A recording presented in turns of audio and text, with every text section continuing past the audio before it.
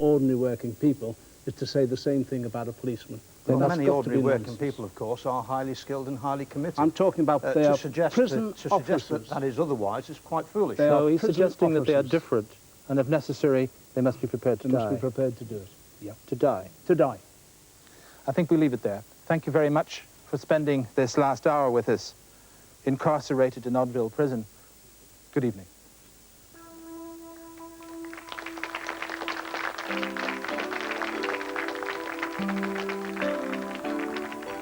In the second debate on Hypotheticals on Thursday evening at 9:30, what action should a water authority take when it discovers a deadly cocktail has leaked into its supply?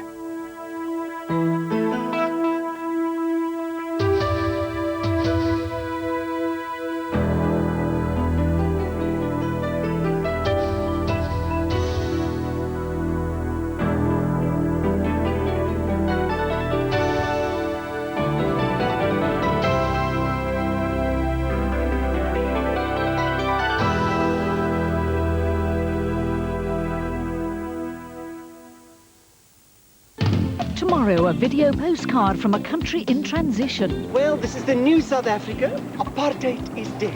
Apartheid is now just a figment of the imagination. I knew nothing about apartheid. I was only giving orders. This is the most popular video in South Africa, Mr. Major.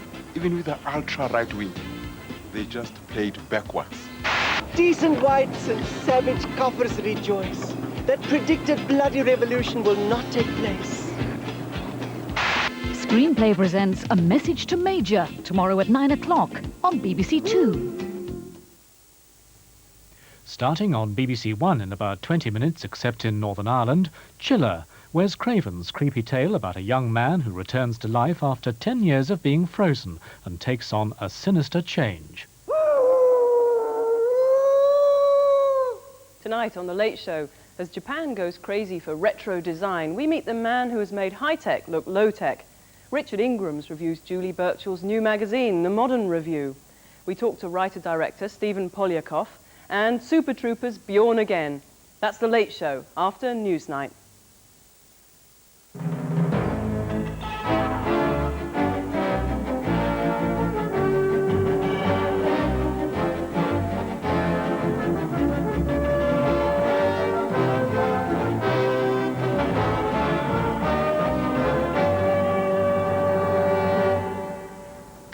Only 8 arrested so far after 400 ran riot.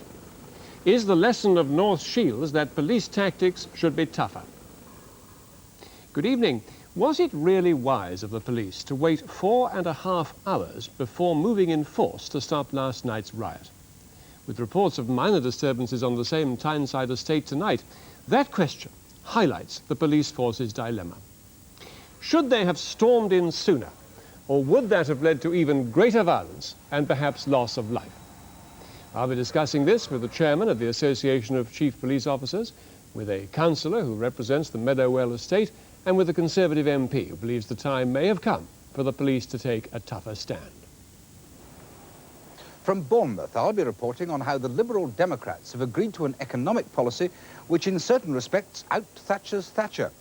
Some Lib Dems think this time Paddy Ashdown has gone too far, while a city economist tells us it's neither very radical nor very convincing. And was it the greatest scientific hoax since Piltdown Man? We examine the extraordinary effort to rehabilitate Sir Cyril Burt, father of the 11+ examination.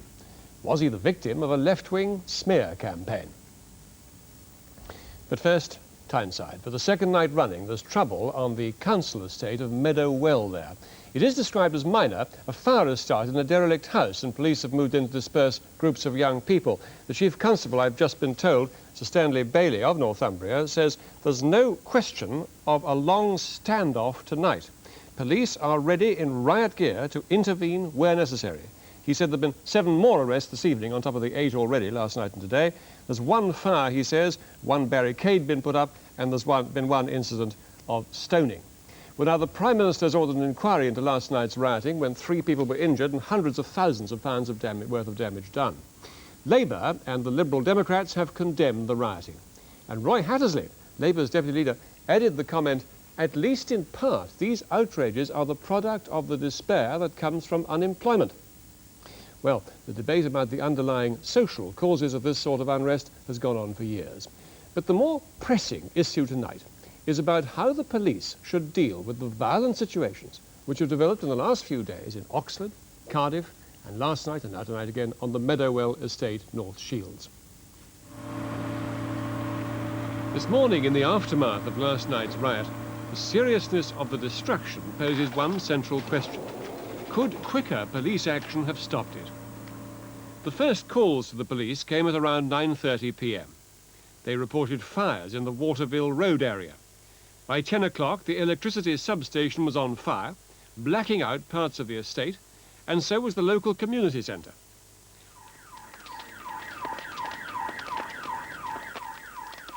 As it continued to burn, groups of youths, some of as many as 100 at a time, roamed the streets, looting shops and starting fires around the estate. At one stage, police estimate there were 400 rioters. Police had been aware of rumours that trouble was brewing on the estate after 2 car thieves died during a police chase on Friday night. Police officers on standby were called up, but it was judged that by intervening, they would simply inflame the situation. The strategy was to contain the riot within the estate and not move in until enough officers were available. By 11:45, the fire brigade had attended some 50 emergency calls. The violence spread. A school and a warehouse were on fire. At times, there were up to 8 engines in use. With 6 police officers acting as escorts to each of them and to the ambulances, more than 50 officers were tied up. The police argue that right from the start, they were active inside the estate. By 1:30, shops along Avon Avenue, many of them owned by local Asian businessmen, were wrecked. Well, they just start throwing stones, you know, and my next door neighbor, they start throwing stones.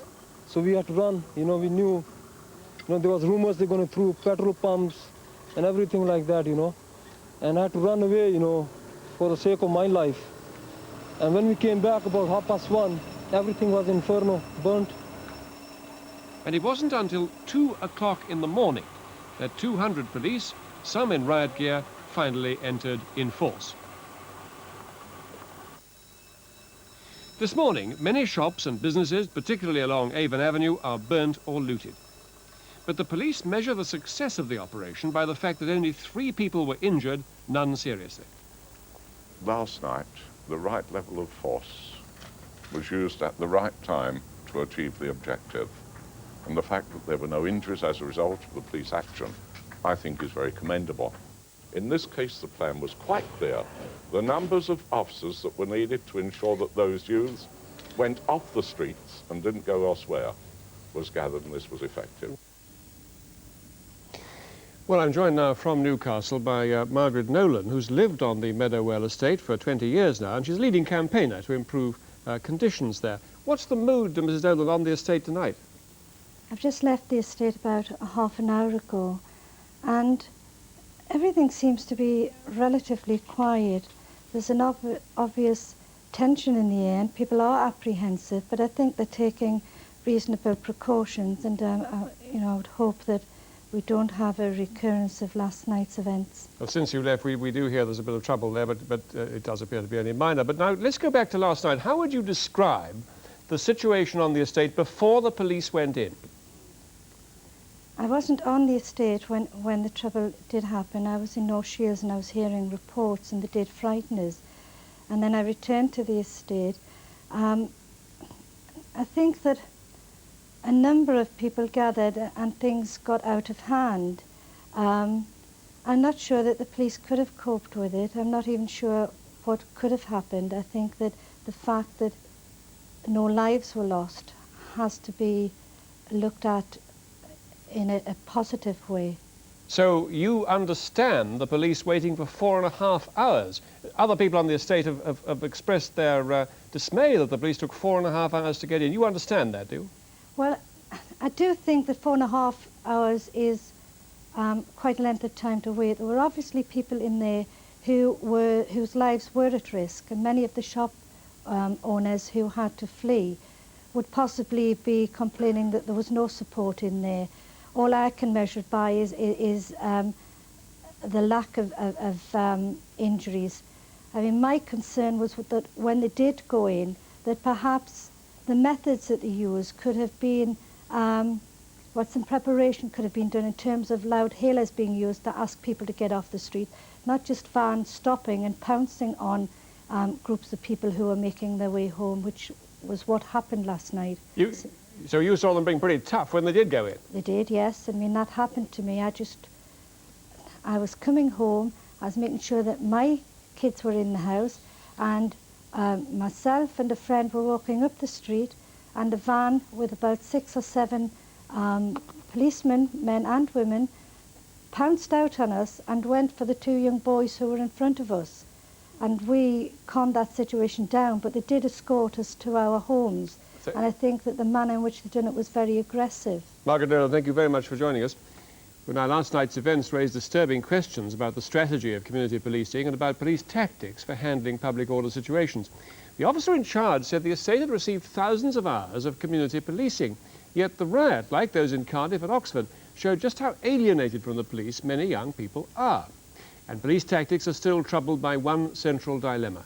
Should they combat serious rioting by going in quickly, at the risk of provoking greater violence, or give a carefully calculated response, even if that leaves rioters more time to do damage and leaves ordinary people feeling abandoned? How tough should the police response be? Today's police dilemma was born in the fire of the riots of the early 80s. In just one of them, in Brixton in South London, just over 10 years ago, 279 police and 43 members of the public were injured. The country, already uneasy about the way Britain was policed, reacted with dismay. The police were seen to be out of touch and overreacting. The distinguished judge, Lord Scarman, walked the streets of Brixton and urged a switch away from confrontation to more sensitive policing and closer police involvement with the community. Many Liberals and many community leaders welcomed the Scarman report with its emphasis on sensitive policing and its recognition also that the police needed to be better trained.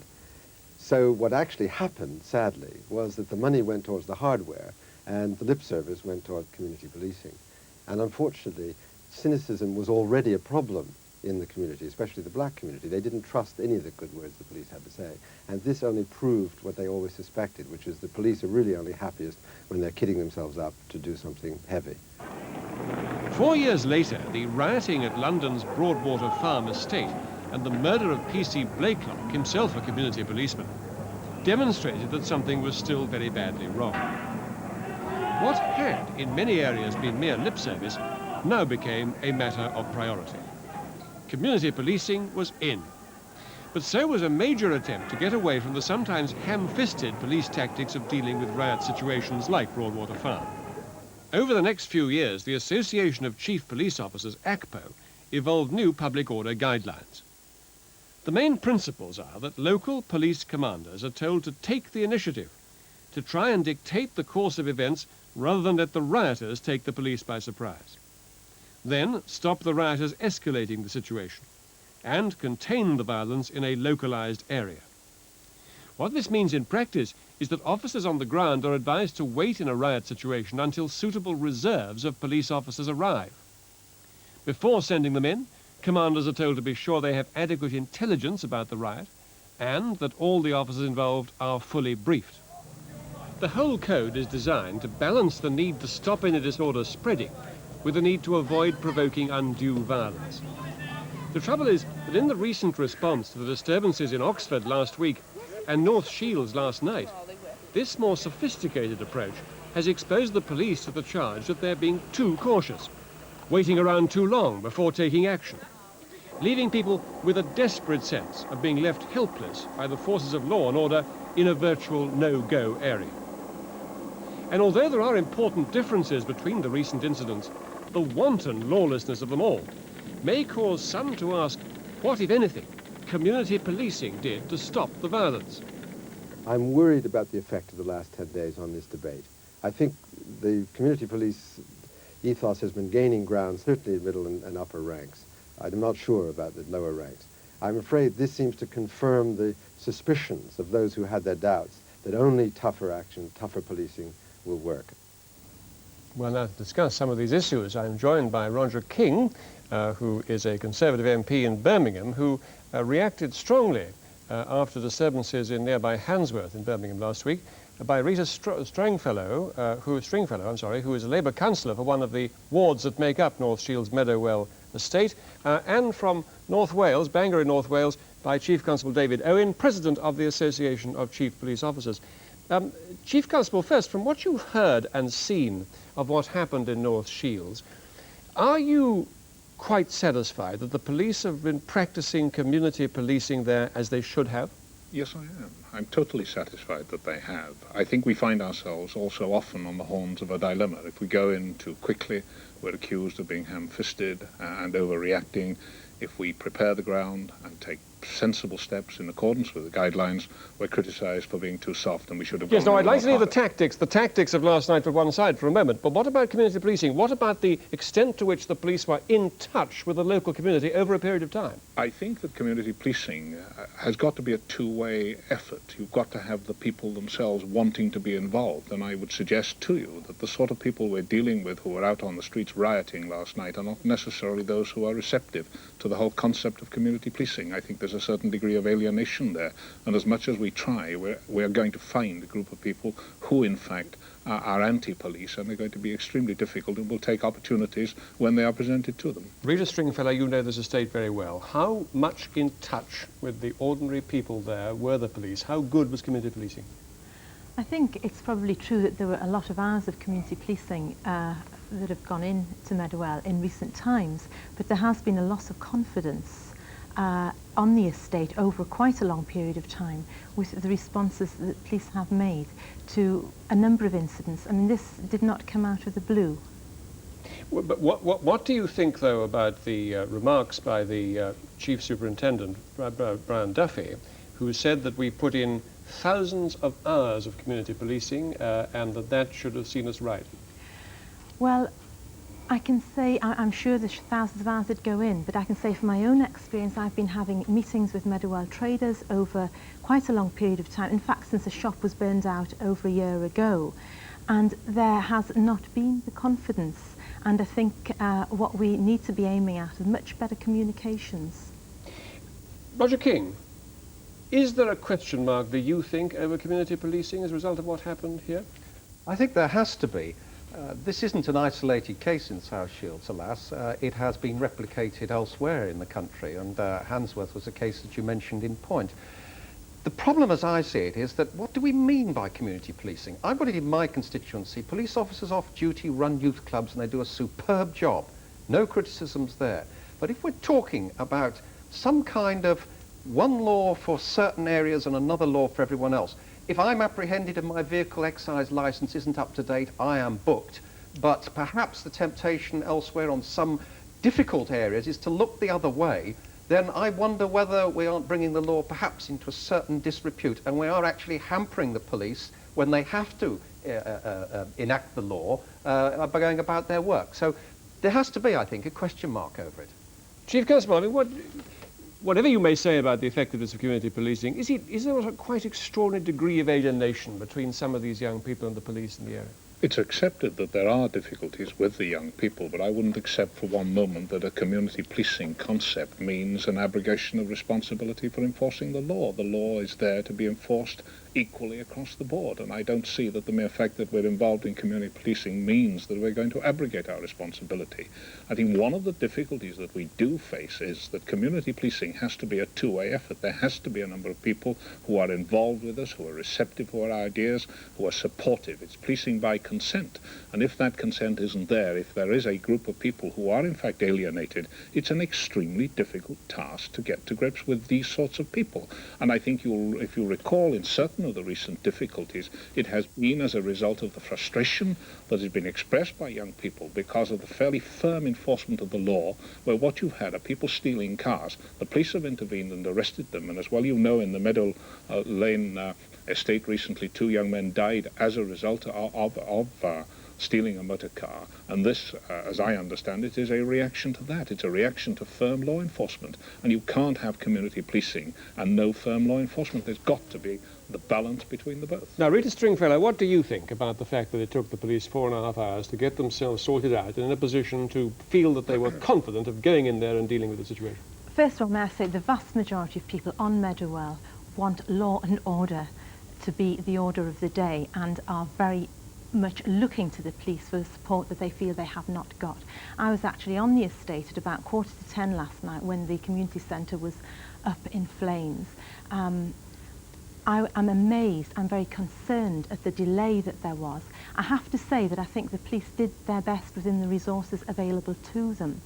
But I am extremely concerned about the delay. I've spoken today with residents who were terrorised last night. But you've seen the ACPO guidelines, you've heard what we were saying earlier about the way the police need to be absolutely sure what they're doing, to line up their forces, to get all the reserves they need, and then to go in and do a calculated and sensible operation, and rather than provoke one of total chaos. Now, do you understand the way they go about their tactics and think it's reasonable of them to do that?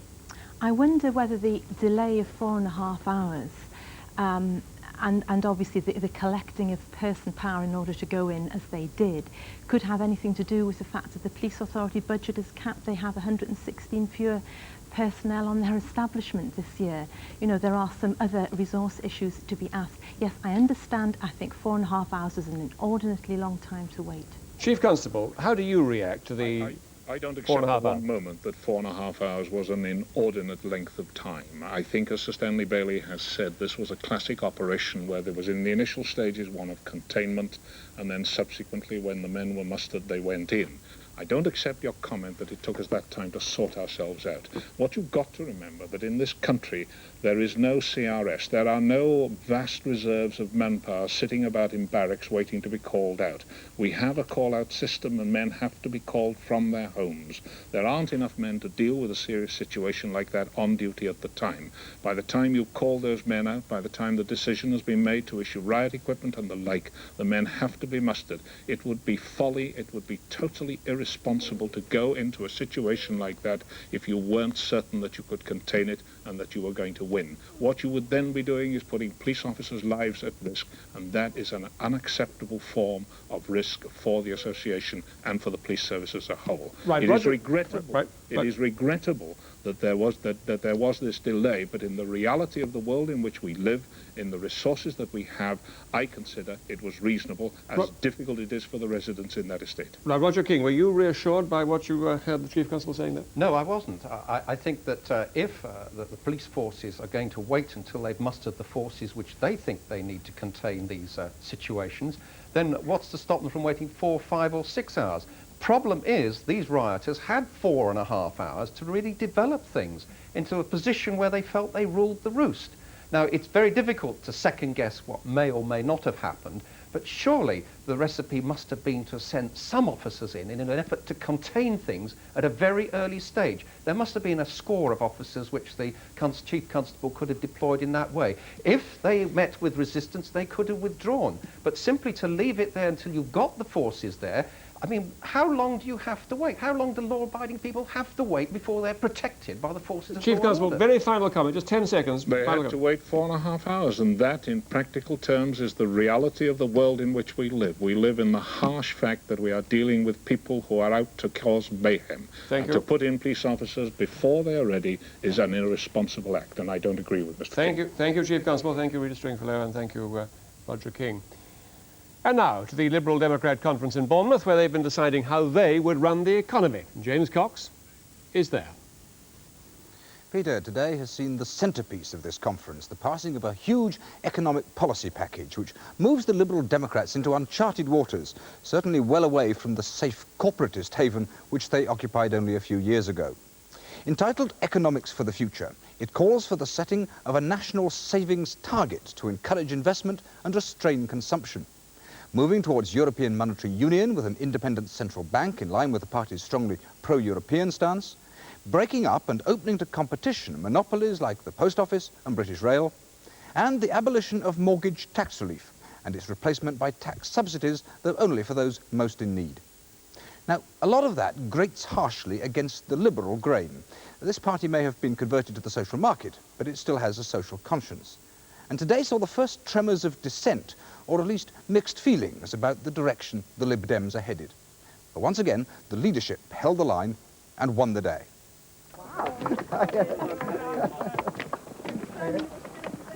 Paddy Ashdown again demonstrated the dominance he's achieved over this once unruly party. Doris? Where's Doris? He is the superstar, they are his acolytes. Good, so do I. Do the best you can. Before today's debate on the economy, it was being assiduously spread about that there might be trouble. There wasn't. And the Lib Dems swallowed whole an economic programme that in some respects out-Thatchered Thatcher. Far removed from the old liberal image, this conference is decorous in dress and disciplined in debate. Economics for the Future is an excellent paper. I do support this white paper, of course. This is a paper full of radical thinking. Proposing the new policy, the party's Treasury spokesman, Alan Beath, couched it in terms almost guaranteed to sell it to the conference. What John Major is talking about is just clearing up as much of the mess as possible in time for an election. What we're talking about is changing Britain's economy for good.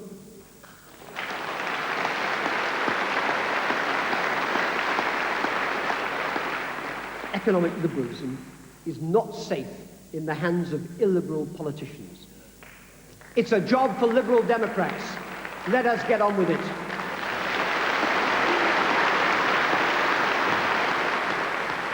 That was echoed by other speakers. The economy is either the rock on which the well-being of the country is built, or it is shifting sand. The shifting sand which will cause the pillars of Tory Britain to crack and crumble and fall. This paper contains the Liberal Democrats' solution, a balanced policy based broadly on genuine competition and increased investment and training. But a proposal that wage bargaining should be conducted on a region-by-region basis provoked this protest. To suggest that you should be paid less for the same work because you happen to live in an economically depressed area is frankly against natural justice. And I do not think that is what we're about in this party. This really is a very right-wing, free-marketeer proposal. It's completely incompatible with the party's commitment to social justice. And this is what worries some delegates, that in its wholesale rush towards the free market, the party is throwing out not just the baby with the bathwater, but much of the old liberal plumbing as well. I would be one who is urging Paddy quietly to be careful not to go too far. Not on the one hand to sacrifice our identity tactically by being seen as a pale reflection of Thatcherism, and on the other not jeopardizing the philosophical strategy of the party, which is very much, along with freedom, to have concern for the less well-off, the weaker, the uncompetitive, and so on. But if some of the members feel that this is out of kilter with the traditions of the party, Paddy Ashdown himself is in no doubt that it's a central part of his radical programme. He's called it the first comprehensive new piece of economic thinking in Britain since the advent of the term monetarism. Peter Kellner assesses just how new it is and where it puts the party in the political spectrum. This is probably the most important paper. Whether or not the party's economic policy is as original as Paddy Ashdown says, today's debate certainly ensured a big shift for Britain's political centre. Go back just 8 years to the 1983 election manifesto of the Liberal SDP alliance. It's promised a firm incomes policy. Today's party will have none of that. An ambitious public spending programme. That's now been trimmed back. A cheaper pound to help exports. No longer. No further privatisation. Now the stress is on competition. Today's decisions were largely foreshadowed by Paddy Ashdown's speech at last year's conference. The weakness of Mrs. Thatcher's dogmas have not been that they have liberalised too much, but rather that they have liberalised too little. By concentrating only on the need to restrain the power of the trades unions, Mrs. Thatcher has given free rein to the other equally powerful corporate interests of monopoly industry and the giant financial institutions. So is Paddy Ashdown now outflanking the Tories on the free market right? Well, it's certainly true that the Conservatives have shied away from some of the implications of their market philosophy. For example, their tax reforms have really been quite modest, and they haven't broken up the utilities they've privatised in order to ensure competition. The Liberal Democrats wanted to plug those gaps, but in a sense, they're now reverting to a philosophy that's more than a century old. If there's a single text that sums up liberalism old and new, it was provided by the economist John Stuart Mill in 1848 in his book Principles of Political Economy. He wrote, "Laissez-faire should be the general practice. Every departure from it, unless required by some great good, is a certain evil." The Liberals in the 19th century were the party of the business class, as against the Conservatives were the party of the landed interest. And the Liberals believed in the things that made free enterprise England the greatest industrial nation of the world in the middle of the 19th century. It took them a very long time to be seduced away from that by social welfare and all the other environmental and other interests which one's come to associate with 20th century liberalism. The radicalism of liberals such as William Gladstone centred on free trade, so that Britain could buy cheap food and sell its manufactured goods without hindrance. The free traders' argument was not just economic. They thought their policies would bring world peace on the grounds that nations that traded would not want to fight each other. At the same time, the Liberal Party set down its non-conformist roots. If the state was to keep out of trade, should it not also keep out of religion by disestablishing the Church of England? That non-conformism and social radicalism survived into the 20th century, but economic liberalism gave way to the consensus politics of government intervention in finance, industry and welfare. The Alliance's 1983 manifesto can in retrospect be seen as the final outpouring of interventionist sentiment. By 1987, thanks largely must be said to the influence of David Owen, the Liberals had started back on the long journey towards free market politics. The real significance of today's debate is that it finally drew the curtain on the interventionist liberalism of the last 60 years. But how will this new policy play with the business community and in the city? We asked a leading city economist, Ruth Lee of Mitsubishi Bank, to sit in on today's debate and give her assessment. And afterwards, I asked her just how far to the right in economic terms the Liberal Democrats had moved. Well, I think they've moved pretty far to the right now, and they can be seen quite justifiably as a party of free enterprise, free markets and strong competition. But on the other hand, they are prepared to accept that there is an opportunity for market failure, and that gives government a genuine role of intervention. And you can think of issues like transport infrastructure, training and education, which they debated yesterday, things like health, research and development, and of course caring for the environment, which was very much an old liberal obsession, if you like. So this is not the pure milk of free marketry? Not at all. I think they're somewhere in the middle. They've got the free marketry of the Tories, and there's still some aspect of government intervention that you could see perhaps associating with the Labour Party. In other respects, we've seen the Tory and Labour parties converging and squeezing the Liberal Democrats out of the centre. Here you seem to be saying there is still room between them for the Liberal Democrats to go into a vacuum and separate the two other parties. I think the Liberal Democrats have still got a position there. It's clear that they're not quite as far to the right as the Tory party, even though the Tory party has been moving towards the centre, and the Labour Party is still very much more the party of intervention and dirigism. But there's really not that much new in this, then? They're borrowing a bit from both sides? I think so. I don't think this is a particularly radical policy at all. Take the centrepiece of it, which is this savings target. Now, what do you make of that, and what does it mean?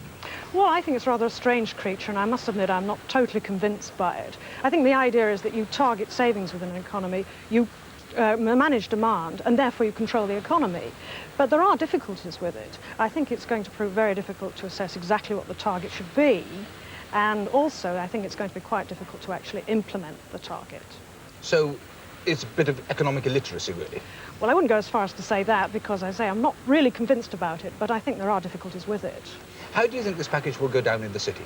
I really don't think the city will be very interested, quite frankly, because I don't really think the city sees the Liberal Democrats as having much of an electoral chance. The only possibility would be if there were a hung parliament, and then perhaps the Tories or the Labour Party would wish to get into coalition with the Liberal Democrats, and then there might be an interest from the city. Ruth Lee, thanks very much. Thank you very much indeed. Well, I'm joined now here in the hall by Alan Beath, the Liberal Democrats' Treasury spokesman. Mr. Beath, first of all, are you going too far, too fast, upsetting your own supporters? No, we're doing what we believe needs to be done, setting out that, as is obvious to anyone who looks at Eastern Europe, for example, there really is no future for the managed economy or the idea that you move closer to the state running everything. The free enterprise capitalist system is the only one which is viable, which is going to work. And we look at the ways in which that system can be made stable, can be made fair, and can provide social justice. And that's why we want to build in things like an independent central bank to make sure that we have sound money, a stable currency. It's why we want to be internationalist and work within the European community, for example. It's why we combine it with policies to distribute power and indeed to ensure through our benefits system that we look after the poor. Well, how do you answer the critics that say you're losing the social conscience of your party? Andrew Phillips there saying you're abandoning the weak, the uncompetitive. I really do think that Andrew is out on a limb on that, just as he is, of course, on Europe, because he's quite noted as an opponent of the kind of European Union that we work towards. We have a whole range of policies, including policies to give short-term help to those unemployed and actually to get them into work. Policies on benefits and pensions, which are specifically addressed to those things. And there's Mrs. Thatcher's failure, really. She didn't understand liberal market economics because she didn't break down those things which destroy the market, and she didn't set out to do those things which the market can't do, like providing an adequate benefit system or ensuring we have a decent transport system. But that all involves, does it not, Mr. Smith, government intervention?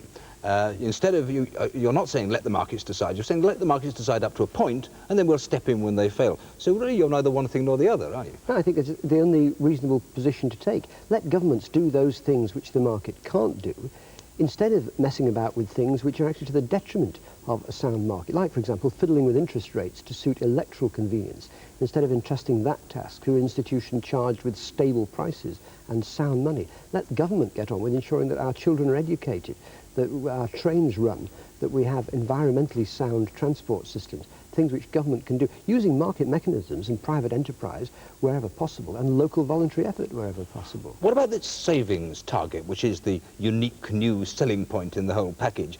Ruth Lee said it was unconvincing and vague, and you didn't know how you'd implement it. She gave a very moderate response to that, making a perfectly reasonable point that savings, that there isn't yet a fully accepted an agreed basis for calculating savings, any more than there was for monetary policy and for the measurement of monetary aggregates. But what we're saying is that if you look at savings, you would come to certain vital different conclusions. If Nigel Lawson had looked at our savings target in 1988, there is no way he would have implemented those tax cuts which led to the boom, which led to the recession. It's a more sensible measure of trends in the economy than simply trying to arrive at a balanced budget. Can I finally just put this point to you? You're going to increase tax on petrol, you say, for environmental reasons. You're going to increase income tax to pay for your education spending. You're going to abolish the mortgage tax relief. People would be a lot worse off under a liberal democratic government, wouldn't they? No, they won't, to start with. We'll only put a penny on income tax if we can't raise that money in other ways. Secondly, in no way will we take away people's right to mortgage interest tax relief who already have mortgages. But we will gradually replace it with a housing cost relief directed much more towards need. I think some people who are very wealthy may well be worse off under these proposals, but some people who are very poor will be significantly better off, and that is desperately needed. But don't you think people aren't going to vote for you when they see that this is going to cost them money? Many of the proposals you've mentioned, like our commitment to education and our proposals on mortgage interest, were around before the local elections and fully advertised, and we got tremendous support in just those areas where people realise that they may in some ways lose, but in other ways they will gain by getting a decent education for their children. Alan Beath, thank you very much indeed. Now back to the studio in London. It's been called the greatest academic fraud in British history. Until his death 20 years ago, Sir Cyril Burt was the doyen of British psychologists and widely known as the father of the 11+ test. Then came a series of astonishing allegations that he had faked all his key research. But tonight we have news of a major effort to rehabilitate Sir Cyril. A group of academics claim they have new evidence that refutes the earlier allegations of fraud, and they're calling for a judicial inquiry to examine their findings. But as David Cost reports, there's more at stake here than just the good name of a long-dead professor. Right. Can we take the notes of the last meeting first? An academic time bomb was today meticulously placed under the country's top psychologists. A group of 10 fellows of the prestigious British Psychological Society believe that 15 years ago it condoned the character assassination of one of its most illustrious members, Sir Cyril Burt. At stake is the reputation of the man who was called the father of the 11+. Sir Cyril claimed that intelligence was largely inherited. Social factors and home life affected performance, but inherent talent could be identified by IQ tests. Sir Cyril's findings came from studying identical twins. Even when they were raised apart, their IQs remained virtually the same, he reported. His influence was profound. In post-war Britain, IQ tests sorted pupils into grammar, secondary or technical schools. He died in 1971, acclaimed as the greatest educational psychologist. Just 5 years later, scandal. American and British academics claimed he cheated. The media pounced. The British Psychological Society accepted his guilt. A 1984 BBC Horizon drama documentary reconstructed the three main charges against him. The research assistants, whom Sir Cyril claimed did much of the groundwork, had, said his critics, never existed. Attempts to trace them failed. Now his defenders claim that one, Margaret Howard, has been identified. They say this is her, pictured with Sir Cyril in 1937. But since she's now dead, firm confirmation has as yet proved impossible. The second charge was that in 1940, Sir Cyril's research was based on 21 twins. But 20 years later, the figure had risen to 53 pairs. Critics said there was no documentary evidence of the extra twins. He'd invented them. Not so, say his champions. The extra research had been conducted by a second researcher they'd unearthed, Honoria Conway. Her data has disappeared, perhaps lost in the Blitz, perhaps lost in a Heath Robinson scientific environment those who knew Sir Cyril still remember well. He calculated until his death, and that was over 80, on a hand machine. He preferred it, and did it with large numbers of cases. He had none of the usual things, that adjuncts and research assistants, let's say. All his research assistants, for example, for the OCC were all voluntary because the OCC wouldn't allow him paid assistance. They were on to a good thing, knew it, and probably mightn't have been able to afford it. And his filing system? His filing had no, he had no filing system until Miss Bruce, his secretary, died, and then his secretary took over. His housekeeper took over the typing as well as being housekeeper. But she really was only able to file letters, and the attic was stuffed with old paper. The most damaging charge was that Sir Cyril's calculations were rigged. He said that the statistical correlation between the IQs of identical twins was 0.771. Critics say that should have varied with the size of the samples. It didn't. The defenders say the critics haven't delved deeply enough into Sir Cyril's figures. When you look at it carefully, you'll find that these repetitions predominate, occur almost entirely in the physical measurements and the educational ones. But that as you approach the intelligence assessments, they disappear almost entirely. I think this is simply because Burt was less interested in the educational and physical measurements, so took less of them, so simply brought the old data forward and repeated it. Whereas in the case of the intelligence material, he was always looking for new data, bringing it forward, and there the correlations do, for the most part, change. It cannot be assumed to be built beyond some... Sir Cyril's admirers remember a man still renowned for his work on backward children and delinquents. They say he fell victim to the egalitarian lobby in education, who pressed for comprehensive schools and rejected the idea of inborn intelligence, which could be identified by exams like the 11+. I was brought up on his works on the backward child, the causes of delinquency, and if you just go back and read any of those, you cannot but be struck by the wisdom, the humaneness of this man. And you cannot actually believe that in the same mind there existed a fraud, a cheat, a liar, someone who would fabricate his own data, imagine research assistants who never existed. You just can't believe it. Just go back and read one of his books. What can't be read is all the raw scientific data. Much of that's disappeared, and without it, it'll be hard to prove whether Sir Cyril Burt was an academic giant or just a giant fraud. David Cosp. We'd like to take the debate a bit further. I'm joined by Professor William Wall, who is chairman of the group that wants to rehabilitate Sir Cyril Burt, and by Professor Brian Simon of Leicester University, who's an opponent of Cyril Burt's. Now, do you think now, Professor Simon, that there is a strong case for restoring him to public esteem? Well, I don't think there is a strong case, so far as I understand the situation. Burt's work was very carefully examined by his very distinguished biographer, Earnshaw, and it was Earnshaw who, after going through all the diaries and all the evidence available to him, completely changed his mind about Burt. After thinking he was completely honest and absolutely a man of total rectitude, he came to the conclusion that in fact he had fabricated evidence on at least 3 different important issues. And I think... well, indeed, but what do you think of Professor Wall's effort? He's with us now. What do you think of his effort to rehabilitate Burt? Well, I'm afraid this is the first I've heard of it. I didn't know there was an effort to rehabilitate Burt, but of course there's no reason why people should not have another look at his work, and that might well be desirable. I thought you were asking me as to whether I thought it was worthwhile. I I understand that you don't. I understand that. Yeah. Now, Professor Wall, what do you think is behind, has been behind, and perhaps still is behind, the effort to do Burt down? Well, I think there are 2 things. First, let me say, by the way, that there is a great deal more evidence in the 2 books by Fletcher and by Joynson, which Professor Simon doesn't seem to have read, but they are very detailed analyses of all these problems. Now, I suspect that there were a large number of people, particularly in the United States, who were strongly anti-hereditarian. And there were some very nasty incidents. There was the persecution of Jenks, there was persecution of, what's his name? Name slips. Never mind. It's the trouble with age, one of Burt's failings.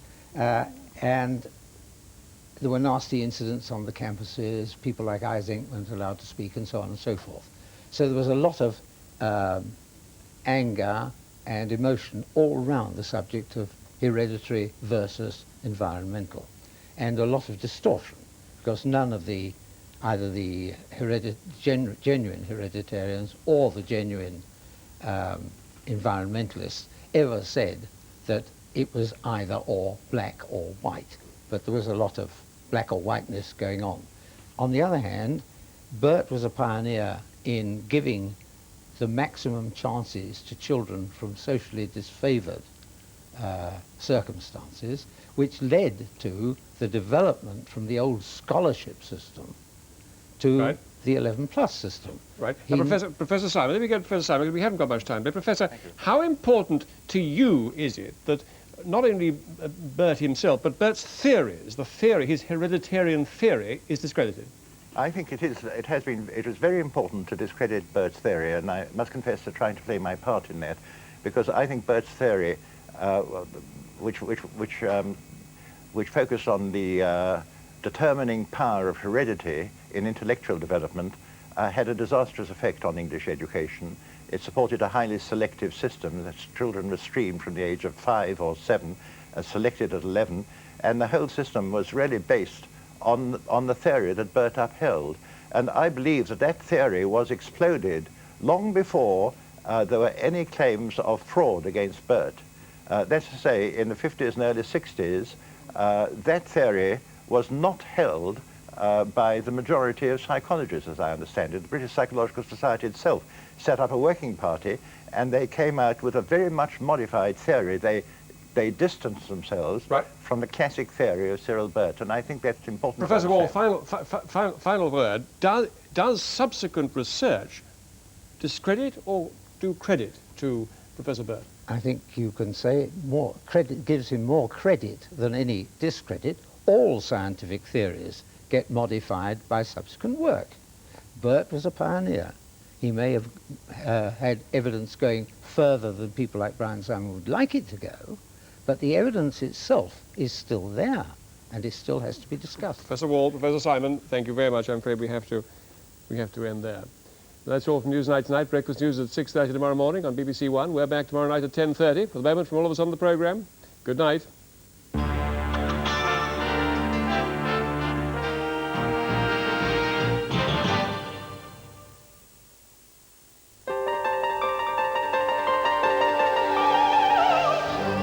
Drama for the new season on 2. Based on Samuel Richardson's classic novel, Clarissa is a story of obsessive love. be mine, then no one in the world, brother, sister, uncle, father, can harm you. The powerful thriller Children of the North is set in contemporary Belfast. What caliber are the activists? You mustn't think they're mindless hooligans. They're a group of intelligent, astute, and experienced men. An illicit attraction provides a spiky love story in the men's room. Are you trying to prove something, like I'm a dreadful person? Yeah, of course. You're a dreadful person. You're a man. Doesn't mean I don't like you.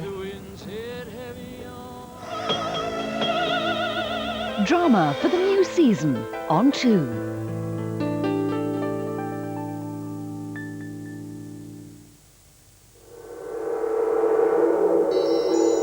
Now on 2 in stereo, The Late Show, introduced by Tracy MacLeod.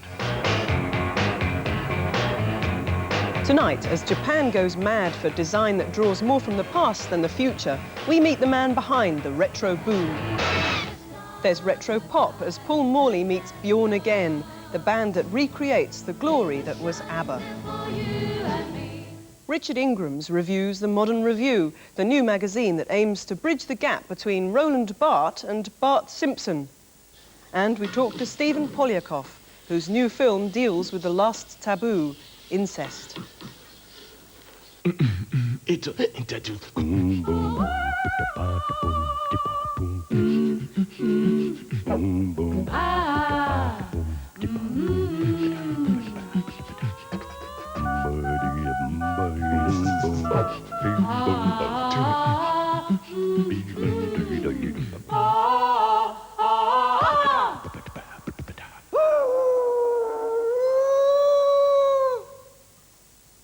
Good evening. We all know what Japanese design looks like: minimal, matte black, brushed chrome. But when